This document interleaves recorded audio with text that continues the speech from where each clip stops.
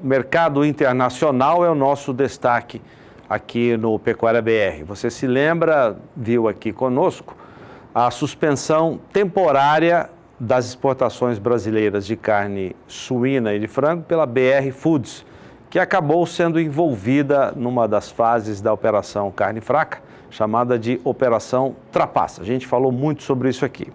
Esse é um problema para quem cria frangos e suínos, os produtores aqui do Brasil, e tem um outro problema também, que é a alta no preço do milho. Você viu agora há pouco as informações direto da Bolsa em São Paulo. Nos últimos dias, o preço do milho subindo bastante.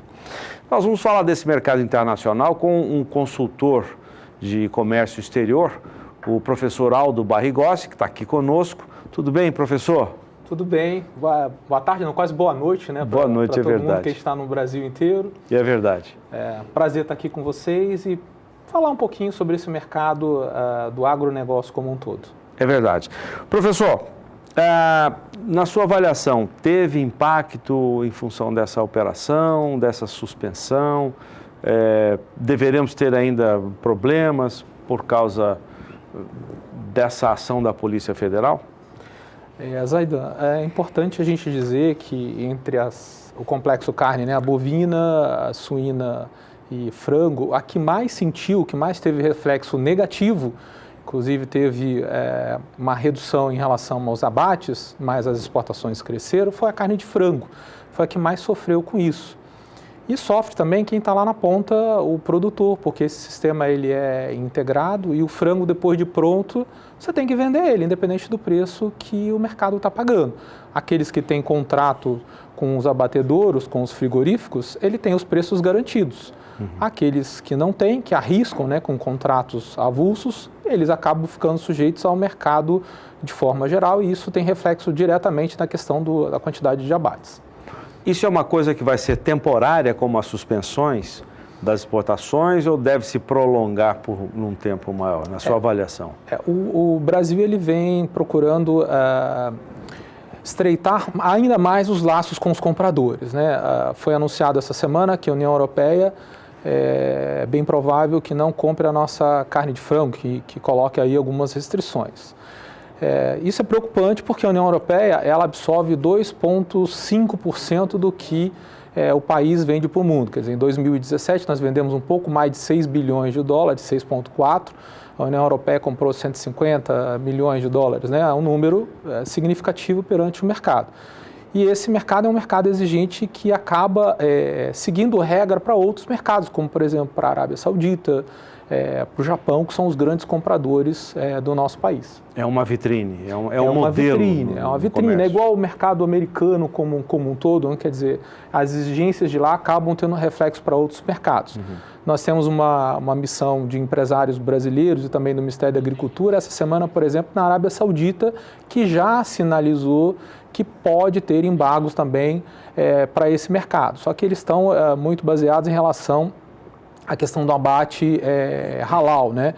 Que eles estão justificando que quando você tem lá aquele choque elétrico, quando mata lá o animal, a ave, o frango, e isso não está dentro dos padrões da questão do código do halal em relação aos abates. Só que isso já existe há muitos anos, o governo brasileiro está tentando, via Ministério da Agricultura, tentar minimizar esses impactos, porque a Arábia Saudita é hoje o nosso grande comprador aí de carne de frango.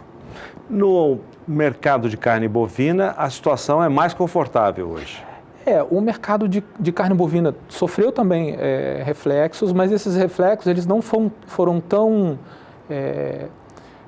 graves ou não foram tão negativos em relação aos números, né? Estou me referindo apenas à parte estatística de abate e exportação, estou me referindo em relação a isso.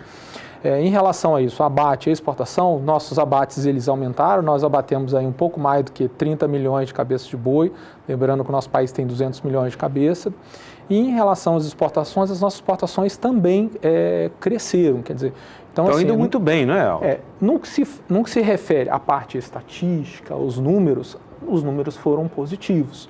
Lógico que o setor da pecuária como um todo, Zaidan, ele tem reclamado bastante do preço da arroba, que na realidade ele diminuiu, depois ele recuperou, na realidade ficou elas por elas, só que o custo operacional da pecuária ele aumentou. Então, assim, na realidade, o produtor está recebendo menos do que ele recebia um ano atrás, porque está recebendo praticamente o mesmo valor e os custos operacionais maiores. Então, ou seja, com menos dinheiro, ele tem que fazer mais coisas. Agora, em toda grande crise, eu como professor, consultor da área de administração, a gente fala, em toda grande crise é o momento da gente refazer, a gente pensar em novos mercados, novas ideias, olhar para dentro, né, da nossa empresa, do nosso negócio, e o produtor ele vem fazendo muito isso. Quer dizer, ele vem produzindo mais na mesma área, ou até uma área de produção menor, porque a gente tem uma cultura maior em relação a isso no nosso país, né? Se a gente olhar aqui, por exemplo, no Mato Grosso do Sul, onde a gente está, a gente tem uma produção de carne praticamente igual que a gente tinha alguns anos atrás, só que produzindo outras coisas em relação à agricultura, ao agronegócio. Então, ou seja, ele está produzindo mais com espaço de terra menor. Isso é bom para o produtor. Podemos dizer que com uma situação como essa, né, dessa operação, há um rearranjo, ainda que seja pequeno, no modelo de produção? Sim, existe um rearranjo. É importante a gente falar que na questão da pecuária você tem uma subdivisão em relação aos processos, tem propriedade especializada só na questão da cria lá do animal, outro da recria, outro da engorda, e essas fases elas estão cada vez mais especializadas, com investimentos de mais tecnologia. Isso faz com que a propriedade ela tenha uma rentabilidade maior.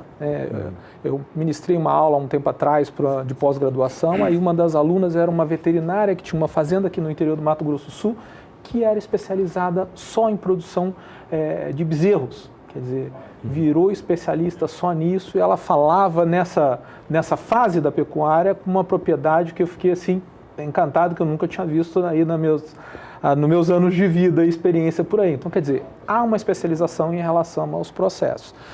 Agora, Zaidan, em relação ao frango, é importante a gente falar que a concentração de produção ela está na região sul. Quer dizer, Paraná é o grande produtor de frango, depois temos ali Rio Grande do Sul e Santa Catarina.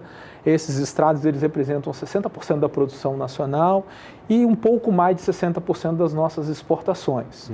No ano de 2017, Paraná e Rio Grande do Sul ele teve um pequeno aumento de produção, enquanto Santa Catarina teve um recuo. Quer dizer, Santa Catarina abateu 10, 11 milhões de cabeças a menos. Nós tivemos um recuo aí, o Brasil abateu 5,8 bilhões de cabeças de frango, né? Quando a gente fala de frango é bilhões de cabeças, né? A gente está acostumado com boi, que são milhões, né? Então no frango são bilhões de cabeças de frango. Teve uma redução pequena de 3%, só que esse 0,3% significa 20 milhões de cabeças de frango, quer dizer, nós produzimos 20 milhões a menos, quer dizer, quantas propriedades ou quantos produtores rurais deixaram de produzir os seus animais e abater esses animais. E esse reflexo ele ficou um pouco maior na região sul do país, que é a maior região produtora. Aqui no nosso estado, Mato Grosso do Sul, nós tivemos um aumento de produção. Nós tivemos um aumento aí de 6 milhões de cabeças de frango. E tivemos uma exportação a nível Brasil 7% maior em relação a 2016. Professor Aldo Barrigossi, consultor de comércio exterior, falando com a gente aqui no Pecuária BR. Muito obrigado, professor, pela sua Eu que entrevista agradeço aqui. E à disposição de todos vocês.